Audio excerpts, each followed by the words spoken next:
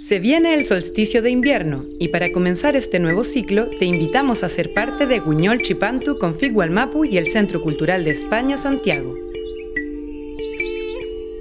Iniciamos el viernes 4 de junio con un ciclo de cine en línea, donde liberaremos las películas bolivianas Insurgentes de Jorge Sanginés y el viernes 11 de junio Regresando a la Tierra, junto a un diálogo con sus realizadores, Iván Sanginés de Cefré y Marina Mobos de CAIF.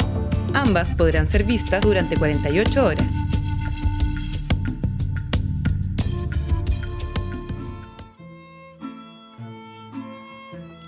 El 18 de junio será día de estreno exclusivo para Wallmapu y Chile, con la premiada película Nudo Mixteco de la realizadora mixteca Ángeles Cruz, quien será parte del diálogo junto a la actriz Miriam Bravo.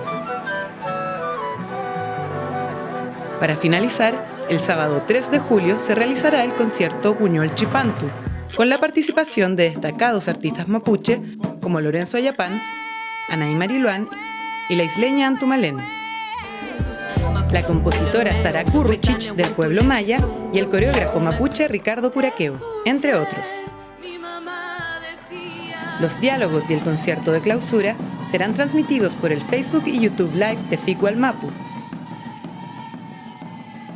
Las películas serán emitidas por figualmapu.cl y requieren previa inscripción en festhome.tv, sin costo. Más información en las redes de Figualmapu y Centro Cultural España en Santiago. Pehuaín, nos vemos.